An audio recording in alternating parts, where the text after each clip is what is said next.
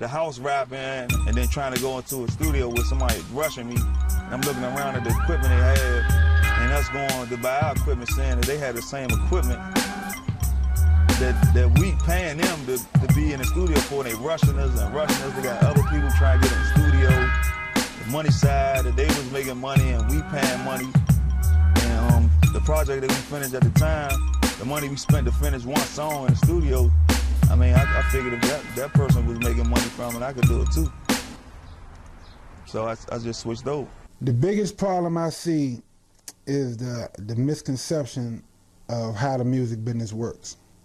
You know, a lot of guys, I mean, most people, you know, they wanna shoot for the stars. You know, they might be the next Tupac, they might be the next Jay-Z, the next whatever. But it's a certain process that you gotta go through to get to those steps. You know, and it's really a misunderstanding. A lot of people, a lot of things that I've run across, people put together their information on the music business through videos. You know, and they try to basically figure it out. And it's not that type of system. It's not that type of system, just trying to figure it out off a video and think that you just saw this or saw that. There's a lot of things going on behind the scenes to make that get like that. And a lot of guys need to study that and study success and how different people work and fail and why it's working or why it's failing. Any artist or anybody that's dealing with music, they think they're gonna get an instant, overnight success once you shoot the demo to a few people. You waiting for a phone call at that point. So I'm still thinking that it was gonna happen that way, so I kept my faith in doing it. You hear stories about, you know, artists performing, rapping, whatever, and no one took time to focus on their business. And you find a lot of artists, you know, falling flat. The business part was more of a challenge for me than actually just staying a rapper. Man, other than filing taxes on your business and getting a return, the small return that you can get, I'm still in the red. I'm years in the red until we become successful or get some type of deal or sell so many albums. I mean, I'm still in the red. One of the major managers or whatever you want to call vice president or whatever he may have been, he wanted to sign with us. But the only thing about that, I didn't like the numbers.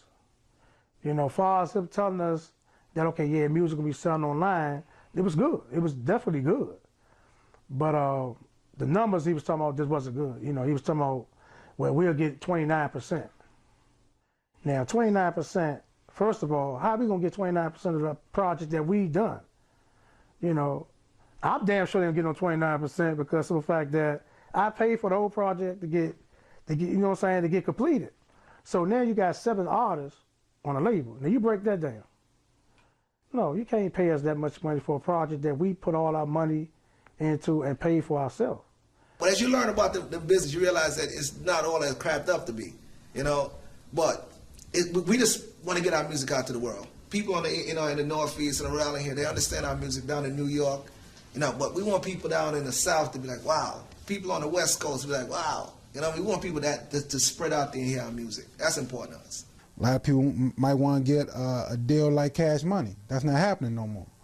You know, so it's really, like I said before, a issue with people not really knowing the business. You know, because the industry changes all the time. Industry doing a lot of 360 deals right now. I talk to a lot, they don't know what a 360 deal is, and they definitely don't want one. 360 deal is when a label pretty much not just signing you, they signing you and making money off your records, but they got a total investment in you. So they're gonna make money off your records, off your shows, off your reality show, off your clothes, off of anything you do. But in turn, you know, they invest more into it, but that's just more of the framework that they're going to now because record sales are declining. So they're like, okay, we're not gonna just make money off record sales, we're gonna make money off this other stuff you're doing too.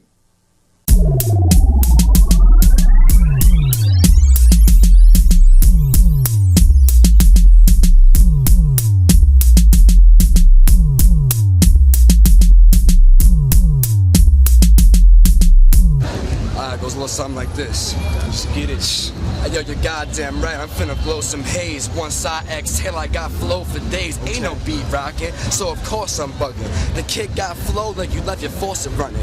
Hook hit you in the face, then caught your stomach. This is hip hop. What is you lost or something? Picture getting erased, my picture getting bigger. Jazz blow your mind like you're squeezing on a trigger. The prophet got a buzz like a little bit of liquor. Spit bars like a machine full of some Snickers. The number one goal is to keep having something for these starving artists, because nobody did it for me. When I was younger, nobody did what I was doing.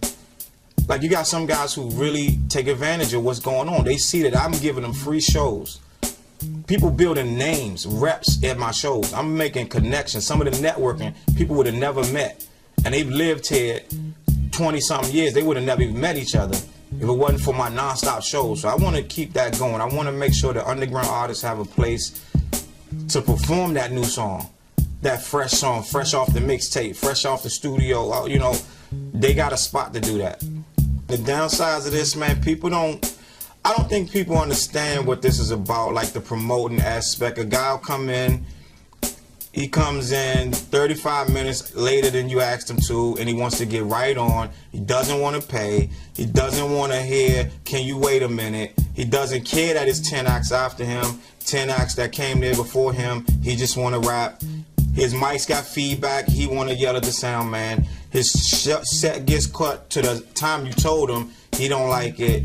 He wants to bounce after it's over. It's a lot of problems, and it's like they come at their convenience. When I'm doing a show and I'm doing this for a living and I'm doing this to stay relevant in the game, you have to consistently seek out new talent, because people are flighty. They come and go. They come to this show and then you don't see them for 3 months, and then I can't sustain my business like that. So the downfalls of it is just, you know, some people are hungry. Some people, they want to do it when they feel like it, when it's convenient. They want to do it when, you know, they got a babysitter or whatever the case may be. They don't want to do it when it's hard. They don't want to do it when it's tough. They don't want to do it when you don't have the easy solution. They don't want to do it when they got to wait 3 hours to do it. That's not hungry to me. That's not hungry to me. And that's a problem. A lot of these guys, they want to get up on stage, but they don't want to respect the stage. And they want to get in front of a crowd, but they don't respect that that crowd is there for a specific reason. And you got the guy that if you let him do 45 minutes up there, he'll do 45 minutes. But he don't realize they wanted him off 30 minutes ago. So there's a problem. It's a disconnect where the artists aren't trying to give shows anymore. They're trying to just get up there and get people to look at them and say, oh, that's such and such up on the stage. They don't want to give back to the audience, and they don't want to do like, you know, they had the great R&B shows back in the day where they would come out and do one song, and they would work all week on just that one song and to perform that one song to like perfection. They would have 50 acts in one night and just go one song and bring them out, one song. That's it. And you were judged and you won or lost on one song. You try to get these guys one song now, you risk a fight. You risk a riot in the club, and it's ridiculous. And it's like, these guys don't respect what you're doing for them. These guys think you have to do it. They think that they're entitled because they got a MySpace page. They think they're entitled because they got a song that got 1,000 hits, and they think that they're doing you a favor by showing up. And I'm really, you know, it's a tough business. I do what I do for the love of hip hop, man. I mean, that's cliche as hell, but nobody in their right mind would do this if they didn't love it. You're not doing this for money. You're not doing this just to be the hot promoter. You have to do this to some degree because you love it. I can make more money at a job